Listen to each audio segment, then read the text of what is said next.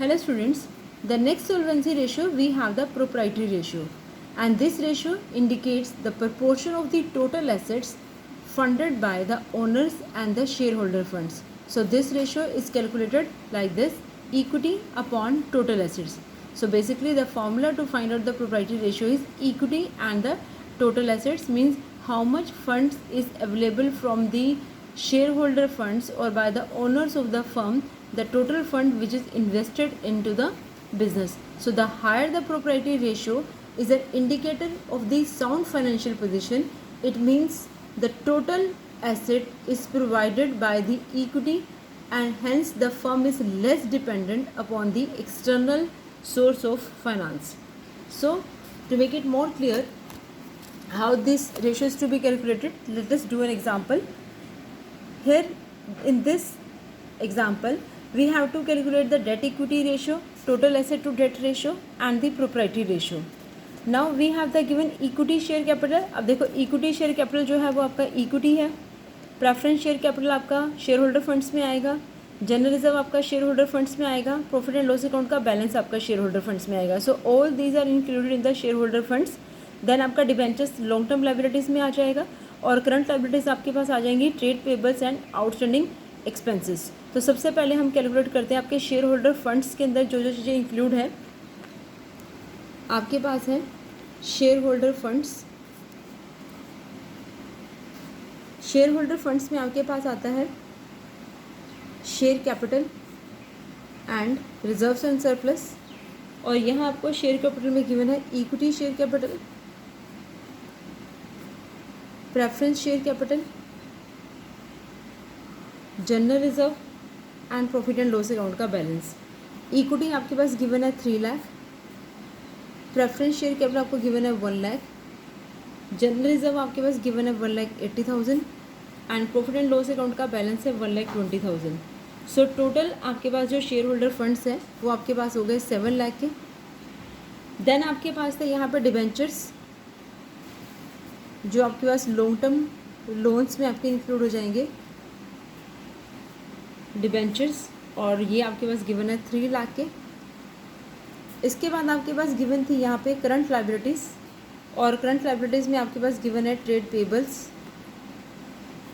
और outstanding expenses. Trade payables आपको given है 1,60,000 के और आउटस्टैंडिंग एक्सपेंसेस आपके 40,000 मीन्स 2 लाख. क्लियर. तो सबसे पहली रेशो जो आपको फाइंड आउट करनी है यहाँ पर, वो आपको फाइंड आउट करनी है debt equity ratio. Debt equity ratio का फॉर्मूला आपको मालूम है, डेट अपॉन इक्विटी. अब डेट में आपके पास सिर्फ लॉन्ग टर्म डिबेंचर्स हैं जो आपको गिवन है 3 लाख के. इक्विटी में आपके पास शेयर होल्डर फंड्स हैं और शेयर होल्डर फंड्स आपके यहाँ 7 लाख के.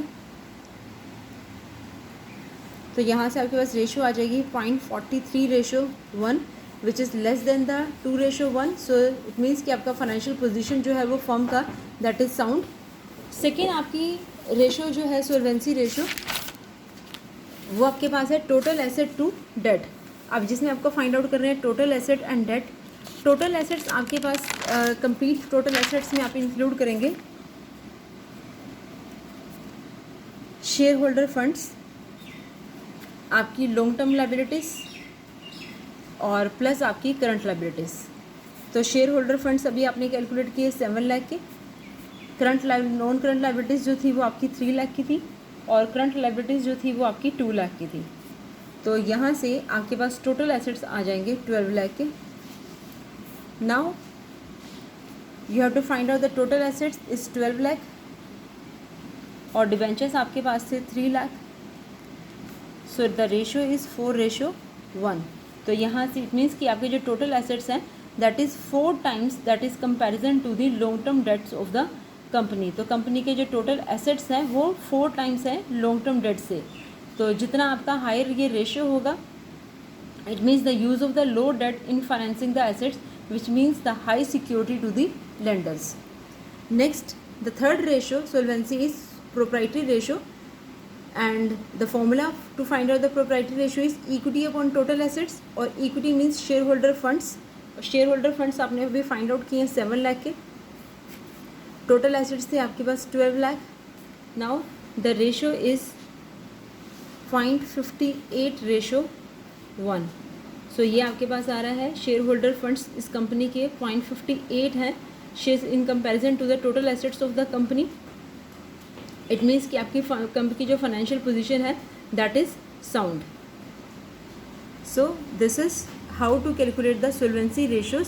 We have the 3 ratios to find out the solvency ratio. The first one is debt equity ratio, second one is total asset to debt ratio, and third one is the proprietary ratio. Now the one more ratio is there to find out the solvency ratio, that is interest coverage ratio. Interest coverage ratio को हम debt service ratio भी कहते हैं, और इस ratio को हम find out करने के लिए डिवाइड करते हैं profit before charging interest and income tax divided by fixed interest charges. अब फिक्स्ड इंटरेस्ट चार्जेस में हमने क्या लेना है, इंटरेस्ट जो हमने लॉन्ग टर्म लोन्स और डिबेंचर्स के ऊपर पे करना है, तो वो इंटरेस्ट इंक्लूड होगा फिक्स्ड इंटरेस्ट चार्जेस के अंदर। इस रेशियो में हमें फाइंड आउट करना है profit before charging interest and the income tax. तो इसको फाइंड आउट करने के लिए हमारे पास जितना भी प्रॉफिट्स अवेलेबल होगा उस प्रॉफिट्स में से हमने चेक करना है कि टोटल प्रॉफिट्स में से हम लोगों की फर्म की क्या पोजीशन है कि वो इंटरेस्ट और इनकम टैक्स जो है वो पे प्रॉपरली टाइम पे कर सकती है। और इंटरेस्ट चार्जेस के अंदर हम इंक्लूड करेंगे फिक्स्ड इंटरेस्ट चार्जेस, जिसमें हमने लॉन्ग टर्म डिबेंचर्स के ऊपर इंटरेस्ट जो है वो फाइंड आउट करना है। जितना ये रेशियो हायर होगा मोर सिक्योर होगा लेंडर के लिए in respect of the payment of the income tax and the interest. Now for this we have an example. In this example we have net profit after tax 6 lakh, then 12% debentures we have given 4 rupees 40 lakh, after that tax rate given आपके पास है 40%, ठीक है। और आपको profit find out करना है net profit, because आपको question में गिवन फाइंड आउट करनी है इंटरेस्ट कवरेज रेशियो, जिसके लिए आपको चाहिए नेट प्रॉफिट बिफोर टैक्स। तो net profit before tax find out करने के लिए आपको क्या करना है, जो नेट प्रॉफिट आफ्टर टैक्स है इससे आपको बिफोर टैक्स और बिफोर इंटरेस्ट जो है वो प्रॉफिट फाइंड आउट करना है। सो कैसे आपको फाइंड आउट करेंगे नेट प्रॉफिट, बिकॉज आपका जो नेट प्रॉफिट आफ्टर टैक्स है वो है 6 lakh. Net profit after tax आपके पास गिवन है 6 लाख, और आपने जो टैक्स पे किया है वो 40% टैक्स पे किया है, एंड आफ्टर 40% टैक्स पे जो आपका प्रॉफिट आया वो 6 लाख है, यानी कि ये आपका 60% है। तो जब आपको फाइंड आउट करना है नेट प्रॉफिट बिफोर टैक्स, तो आप कैसे फाइंड आउट करेंगे, जो आफ्टर टैक्स आपका प्रॉफिट है मल्टीप्लाई 100/60 मीन्स 10 लाख आपके पास आ गया net profit before tax. Now अब आपको फाइंड आउट करना है net profit before tax and interest also. तो इसके लिए आपको इंटरेस्ट जो है वो भी ऐड करना है। अब आप कितना इंटरेस्ट जो है वो आपको ऐड करना है। इंटरेस्ट फाइंड आउट करने के लिए आपके पास टोटल डिबेंचर्स थे 40 लाख के, और 40 लाख के डिबेंचर्स के ऊपर इंटरेस्ट है 12% मीन्स 4,80,000 का इंटरेस्ट। तो net profit before interest and tax आपके पास आ गया 14,80,000 net profit before interest and tax 14,80,000। तो जब आपको interest coverage ratio find out करनी है, इसका फॉर्मूला आपके पास आएगा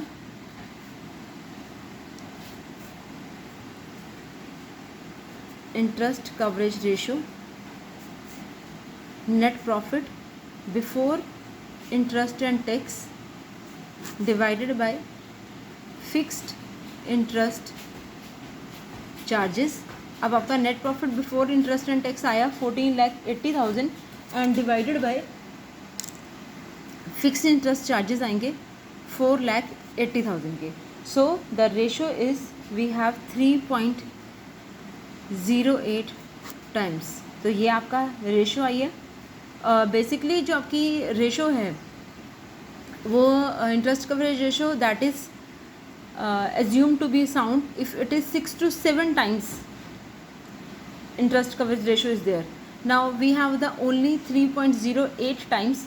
So basically this ratio indicates the long term solvency position is not satisfactory, as this is to be 6 to 7 times should be there to pay the interest, so that the firm will be able to pay the interest more easily. So it should be 6 to 7 times should be there. Now we have only the 3.08 times. This indicates the financial long term solvency position of the company is not satisfactory.